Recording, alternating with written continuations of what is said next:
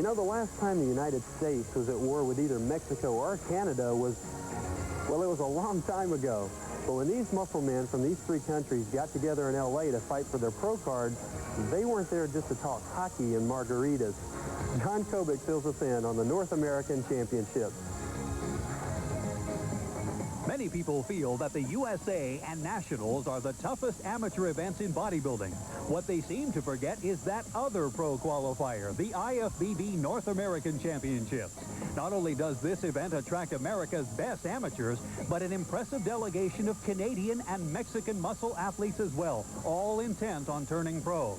A total of 180 bodybuilders pack Aviation Park Auditorium to wage a border war on the stage. Looking at the men's bantamweight winner, VIVIER from St. John, Quebec, it's hard to believe he weighed a mere 140 pounds. His physique is a complete package, the type that could be a pro with 30 more pounds. He had won this class at the Eastern Canadian and Canadian Championships. Though he doesn't look it, he's 31 years old and one of the most ripped men in the show. Second place, CAMBRA, is sick of being a runner-up, as this was roughly the 20th show that he's filled that slot. Once a very small and overlooked Massachusetts State chess champion, Mike began training in his cellar, then at the Body Exchange Gym in Holbrook under Kevin Sheehan's guidance. Look for him next year as a more developed, winning middleweight. Not many men can win a class at the Teenage Nationals, the Junior Nationals, and a national contest, especially in the same year. Hobart, Indiana's Mike Winters was a state champ in off-road motorcycle racing and high school powerlifting, and now works as, you guessed it, a bouncer. He has great shape with outstanding bicep development and ripped, shapely legs. The way he keeps improving every year, an IFBB pro card may be in this young man's future. What I'm trying to do is make a career out of bodybuilding. It's something I love to do, and I would like to do nothing else but be a bodybuilder for my career. I mean, that's just a dream to me, and you know, so far it's starting to come true now. Moving up a weight class is sometimes a bad move, but for United States Marine Lieutenant Ben Crawford, it turned out to be a wise decision.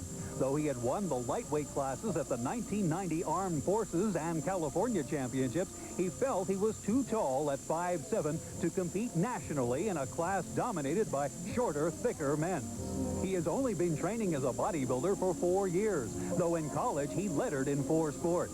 His physique strengths include perfect shape with exceptional arms and quads, all showcased by an incredibly tiny 25-inch waist. Runner-up in the middleweights was Kitchener, Ontario's Ray Williams, who had previously finished the same at the 1989 World Games. He had always admired the physiques he saw in muscle magazines, and at 16, when he became frustrated at his inability to gain weight, he took up lifting. It was attending the 1984 Ms. Olympia in Montreal that really fired him up and urged him to compete and win. Luckily, Ray doesn't have to diet to the extreme of most competitors to get lean. Winning the middleweight class was a very thickly developed Eric ECKENRODE, originally from Maryland and now living in Las Vegas. Last year, he took 5th at the Nationals, and he's won such titles as the Washington, D.C. Grand Prix and a 2nd place to Shane DeMora at the Team Nationals. In the offseason, this 5'5" powerhouse gets up to a monstrous 240 solid pounds, proving that he could easily succeed as a light heavyweight. Training 3 times a day, he says he will turn pro or die trying. One of the best V-tapers in North America belongs to Laguna Niguel's Frank Alexander, taking 4th place in a very tough field of light heavies. This former U.S. Marine and bodyguard of an Iranian prince was fresh off an overall victory at the Tournament of Champions. Although his proportions are excellent, he's too tall to be competing nationally as a light heavyweight. A former training partner of IFBB pro Lee Labrada, Stoney Lee Grimes, stepped on stage with God-given shape, but unfortunately was holding water around the waist. He's been at the national level for years now and has just recently moved up to the light heavies. The co-owner of Stone's Gym in Houston, Stoney began training 12 years ago after a neck injury ended his football career. We're all hoping he gets it together soon and achieves his goal in '92. Is this an anatomy chart or a human? It's Dave Fisher, who represents Canada but now lives in Hermosa Beach, California. With the help of super trainer Chris Acito, he achieved a level of contest condition that will be remembered for years to come. His routine featured endless hardcore shots that had the crowd screaming insanely.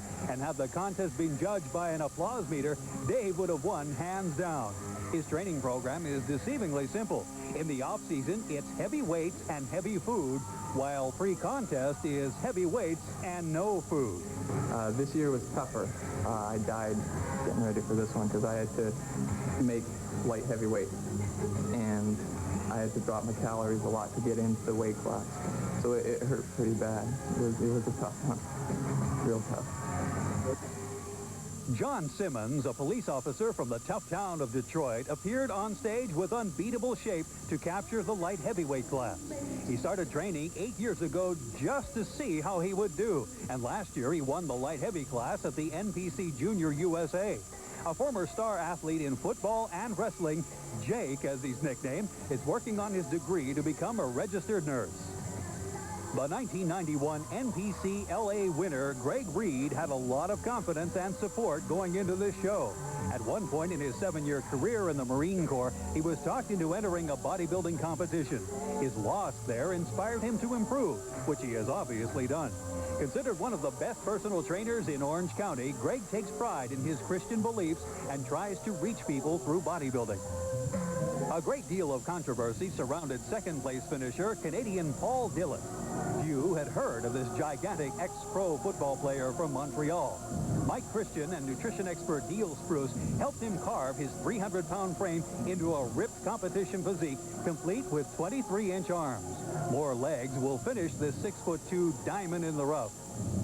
Winning the heavyweight class was this year's NPC California champion Ray McNeil from Oceanside, California. He began training at 17 to improve his football performance, and a few years later won the NPC Armed Forces Championships. He's gifted with superb proportions and boosted that by doing his dieting homework for this show. His wife is also a top-level bodybuilder, and should their children decide to train, they may become the biggest kids on the block. Ray has ambitions to become a new kind of pro. I want to set a new trend if possible, you know. I want to be as big as Lee Haney and as ripped as Renell if I did. Once it got down to the fight for the overall, there was no question as to who would claim the right to become a professional. The complete package that was Ray McNeil walked away with the crown. Showing that bodybuilding is a sport for the whole family, his 2 children climbed on stage to flex next to Dad, the duly crowned North American champion. For American Muscle, I'm John Kobick.